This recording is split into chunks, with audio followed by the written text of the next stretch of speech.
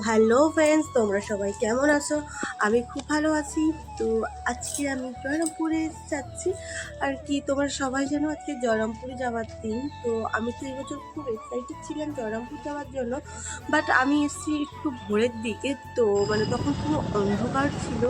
তো সেই জন্য তোমরা বুঝতে পারবে না, পুরো অন্ধকার চারদিকে। আমি কখন ভোর থেকে বেরিয়েছি 4:30-র সময়, চারদিকে অন্ধকার ছিল, তখন আমি বাড়ি থেকে বেরিয়েছি। তো খুব ভালো লাগছিল যে আমি জয়রামপুর যাচ্ছি, কারণ এখানে দেখো সবাই, আমি যেখানে দেখছি সেখানের লোকেরাই সবাই হেঁটে হেঁটে যাচ্ছিল। সত্যি বলতে জয়রামপুরের জন্য অনেকে সারা বছর অপেক্ষা করে থাকে।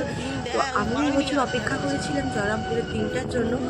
আর আমি আর আমার হাজব্যান্ড দুজনেই যাচ্ছি বাইকে আর কি। অ্যাকচুয়ালি আমার যাওয়ার ছিল হেঁটে, বাট আমার হাজব্যান্ড বললো আমি যখন যাচ্ছি চলো দুজনে আমরা হেঁটেই যাবো, হেঁটে আর যেতে হবে না, তো গাড়িতে যাবো। তো আমি আর ও বাইকেই যাচ্ছি।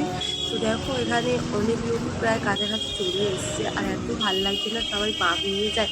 আর তুমি দেখবে বাইক নিয়ে হেঁটেও গেলেও ভালো লাগে, মজা লাগে, কিন্তু তুমি যখন বাইক দিয়ে যাবে না, তুমি আরও দেখতে পাবে অনেক রকমের আর কি পা ভিড়ে। হেঁটে যেতে গেলে একটু লেট হয়, ওরা বেরিয়ে যায়, কিন্তু বাইক নিয়ে গেলে খুব ভালো লাগে যে কত রকম নিয়ে যায় বাঘ। আর আমার তো এত ভালো লাগে, এত সুন্দর লাগে, মজা করছি কি বলবো। আমার হাজব্যান্ড তো এই মনে হয় প্রথম, লাইফের প্রথম মনে হয় সন্ন্যাস নিল, কারণ আগে সন্ন্যাস নিয়ে নিয়েছে কি সেটা জানি না, শুনিও নি তো কোনোদিন।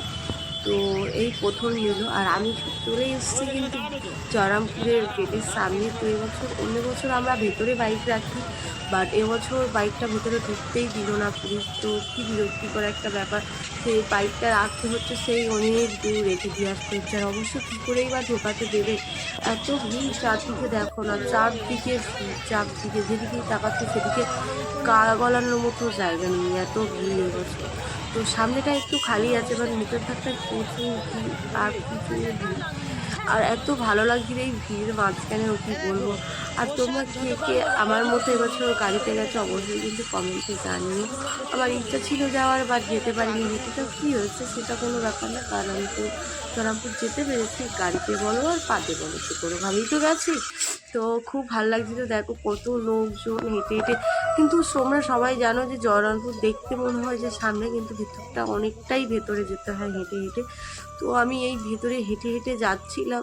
তো আর অ্যাকচুয়ালি আমার পায়ে না একটু ব্যথা ছিল, আর একটা পায়ে ঢুকে গেছে, আর হাঁটতেই পারছিলাম না মোটে। তো দেখো সবাই আমাদের ওখানে তো অনেকে ফিরেই আসছিলো, তাদের সাথে সবার দেখাও হয়ে যাচ্ছিলো। তো এবার আমি এসছি জয়রামপুরের ভেতরে ঢুকে গেছি, আর চারদিকে কত অনেকটাই খালি হয়ে গেছে নাকি, প্রচুর ভিড় ছিল ভোরের দিকে, প্রচুর ভিড়।